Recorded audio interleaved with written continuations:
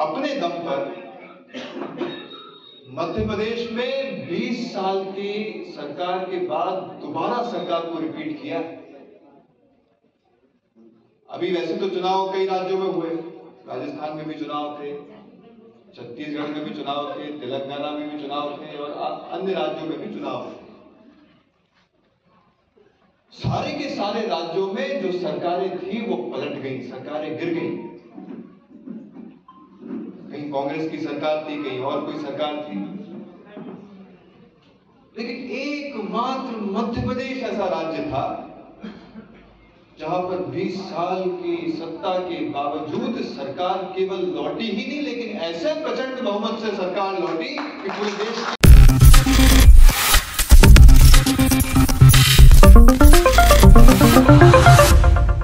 मध्य प्रदेश में जहां एक तरफ नाराज शिवराज सिंह चौहान अपना दर्द छलकाते हुए देखे जा रहे हैं, वहीं दूसरी ही तरफ अब उनके बेटे कार्तिकेय सिंह चौहान भी मैदान में उतर आए हैं। आपको बता दें कि नाराज शब्द का इस्तेमाल इस वजह से किया जा रहा है क्योंकि मुख्यमंत्री पद पर इस बार शिवराज सिंह चौहान की ताजपोशी देखने को नहीं मिली है और ऐसे में जिस तरह से अपने दर्द को वह बयां कर रहे हैं, उसे देखते हुए यहां पर यही कहा जा रहा है, जिस तरह से उन्हें दरकिनार किया जा रहा है, तो यहां पर यही कहा जा रहा है कि कहीं ना कहीं उनके दिल में दर्द तो है ही और ऐसे में शिवराज सिंह चौहान इस फैसले से कहीं ना कहीं निराश हैं।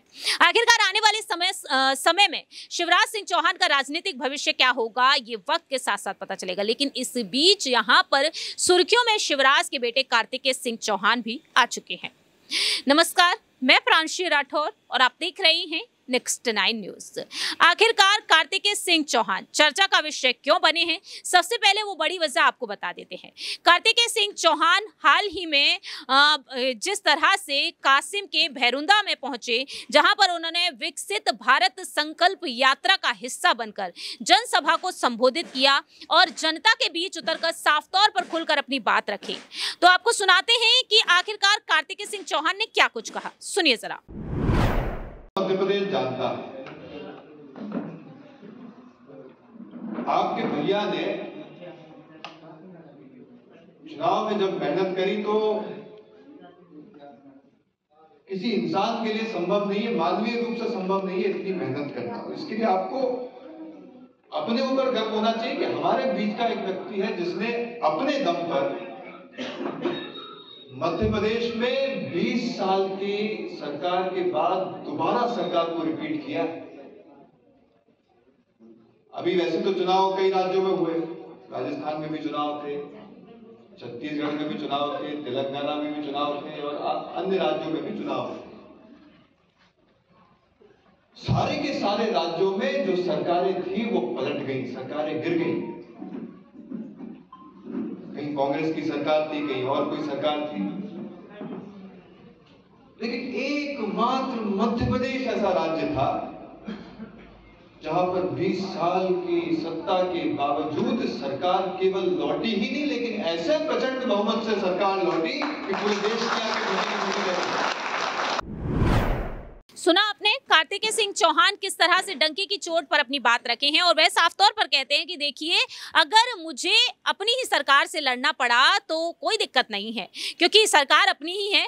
लेकिन यहाँ पर उनके इस बयान को, जहां एक तरफ लोग हंसी ठिठोली करते हुए नजर आए, तालियां बजाते हुए नजर आए इस बयान को सुनते हुए, लेकिन अब इस बयान को सियासी रूप में देखा जा रहा है। तो ऐसे में यहाँ पर यह कहा जा रहा है क्या मोदी, शाह और जेपी नड्डा की रणनीतियों से बेटे भी नाराज हैं और ऐसे में क्या यहाँ पर एक बड़ी बगावत देखने को मिल सकती है, ये सवाल उठ रहा है। लेकिन सबसे बड़ा सवाल यहाँ पर ये उठ रहा है कि आखिरकार कार्तिकेय सिंह चौहान का राजनीतिक भविष्य क्या कुछ बन सकता है। हमारे साथ मौजूद है हमारे सहयोगी अमन जी, जिनसे हम जानना चाहेंगे।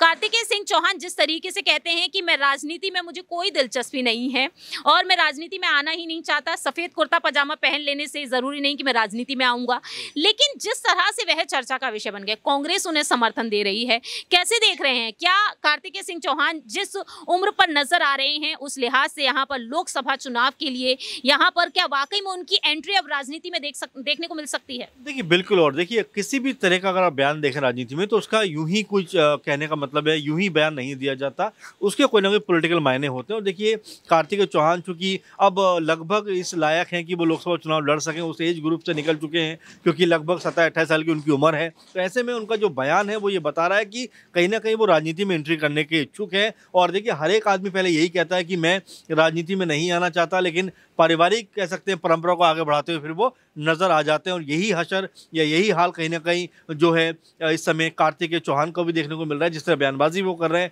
उनका मुझे लग रहा है मोटिव है कि आने वाले जो 2024 का जो लोग आम चुनाव है उसमें उनको एंट्री करना है। तो ऐसे में क्या वो जो बयान दे रहे हैं वो इसी मद्देनजर दे रहे हैं कि जो मैंने वायदा किया, मेरे पिता ने वायदा नहीं किया।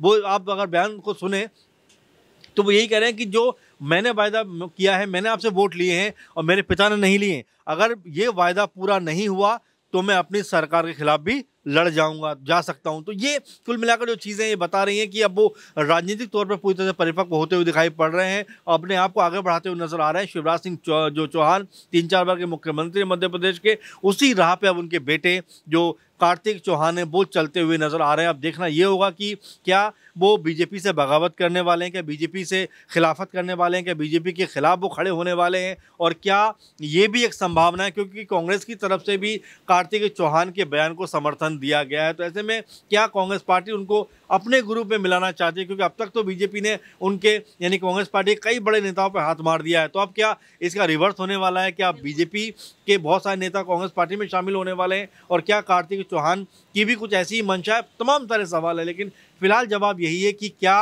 कार्तिकेय जो चौहान है वो बीजेपी से खुश नहीं है, संतुष्ट नहीं है। और अगर संतुष्ट नहीं है तो हो सकता है कि वो आने वाले दिनों में कांग्रेस पार्टी में शामिल हो जाए। आखिरी छोटा सा सवाल रहेगा, अगर वाकई में वह बीजेपी में आ जाते हैं, राजनीति में एंट्री कर जाते हैं, तो बीजेपी को क्या वही फायदा वह देते हुए नजर आएंगे जिस तरह से पिता शिवराज सिंह चौहान ने दिया है? जी बिल्कुल, अभी ये नहीं कह सकते कि कहते भी हैं कि अगर पिता के कह सकते चप्पल में या जूते में बेटे का पैर आ जाए तो ऐसा नहीं है कि उसके अंदर बुद्धि वैसी हो जाएगी। दोनों का स्टाइल अलग होगा, क्योंकि जो कह सकते हैं कि जो कार्तिकेय चौहान है काफ़ी लिखे पढ़े हैं, समझदार हैं, हो सकता है कुछ अलग तरह की राजनीति वो करते हुए नजर आ जाए। तो मुझे लगता है वो राजनीति में कब एंट्री करते हैं, क्या बीजेपी में ही जाएंगे या बीजेपी के खिलाफ जाकर वो कांग्रेस पार्टी को ज्वाइन करते हुए नजर आते हैं।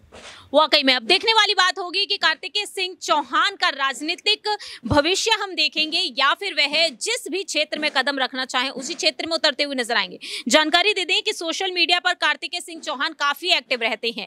इंस्टाग्राम पर उनके जो फॉलोअर्स हैं वो 99K से भी ज्यादा हैं और इस बात से जाहिर होता है कि कार्तिकेय सिंह चौहान ने अपनी पकड़ को किस तरह से अभी से मजबूत बना रखा है, क्योंकि जो उनकी उम्र बताई जा रही है वो 27-28 के तकरीबन बताई जा रही है। और ऐसे में इस कम उम्र पर भी कार्तिकेय सिंह चौहान ने जिस तरह से अपनी लोकप्रियता को बढ़ा दिया, महज एक बयान के बाद से वह इस तरह से सुर्खियों में आ चुके हैं कि राजनीतिक विपक्षी दल भी अब यहाँ पर उनके साथ खड़े होते हुए दिखाई दे रहे हैं। फिलहाल इस खास रिपोर्ट में इतना ही। बाकी की तमाम अपडेट्स के लिए देखते रहिए Next 9 न्यूज।